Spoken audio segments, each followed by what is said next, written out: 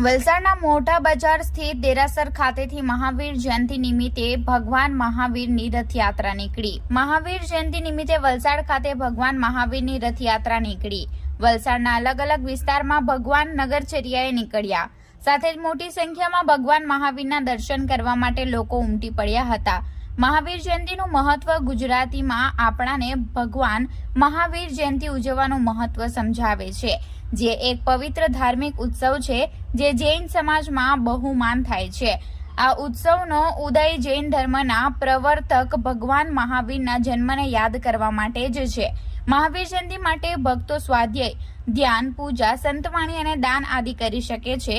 આ ઉત્સવ જૈન સમાજની સમૃદ્ધિ અને આદિવાસીની એકતાને અંગેની ચેતનાનું માનવામાં આવે છે।